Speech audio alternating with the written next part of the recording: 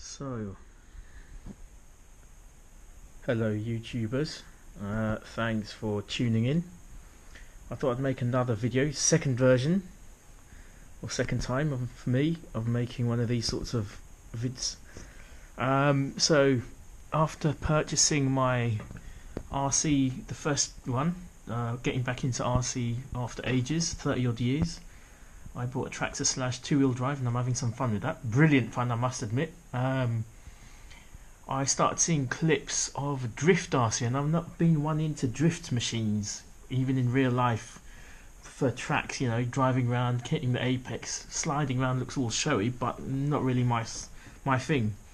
However, I've been getting into it more and more and more, even in real life, although I don't drift myself, watching it, styles, the body shells, seeing these old clapped out sort of Nissans and Toyotas, getting them, breathing them a new life, engine swaps, all that kind of stuff. And then I saw the RC stuff online and how brilliant some of these people mod their RCs, lights, you know, door hinges, engine bays, you name it, going on. Four-wheel drive, rear-wheel drive, everything from Nissan Silvias to Nissan Cedrics, Toyotas, you know, Lambos. So a couple of old school American muscle cars as well, Toyota Hiaces, vans.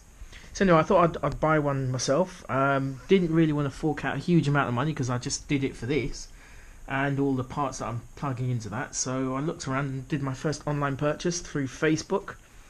So I got this, which is a Banzai FTX S15. So S15 is, I guess, the Nissan model S15, as you can see. If I spin it around, that might help. There we go.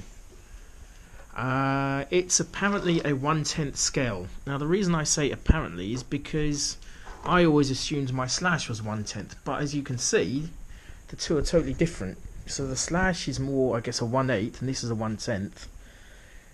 So yeah, there you go. I only picked up for about 50 quid, I think, online. Through this is second hand, obviously, but that's still a hell of a lot cheaper than sort of brand new. It came with everything, so if I just open up this, there we go. So it came with a nickel metal hydride battery, so it's not a LiPo or anything. It's a brushed motor, and here's the controller for it. I have no idea what all these fancy switches are for, trims and stuff, I guess. Now this is a four-wheel drive car, so if I just turn this on, for those that are uninitiated in RC, let me just turn this on and give you a quick demo.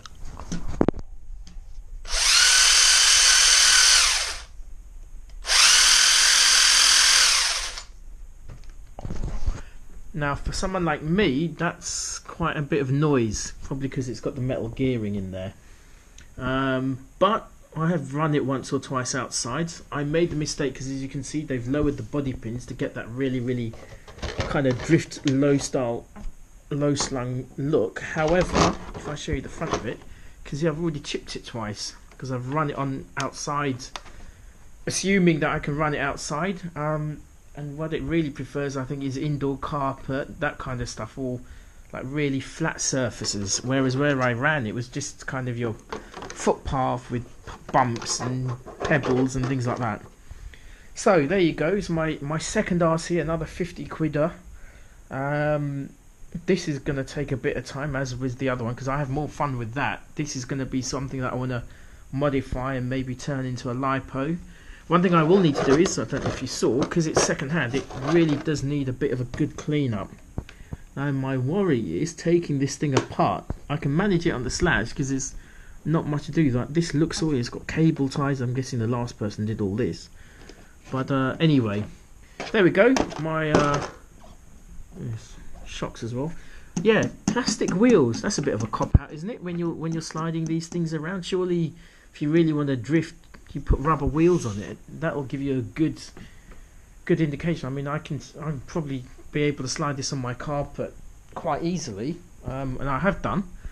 But I want to get some rubber wheels for this and take it outside and maybe have some fun. But anyway, I've made a vid already of this outside. I'll upload it. Let us know what you think. Any advice, hints, tips in terms of upgrading it from a brushless to a brushless motor?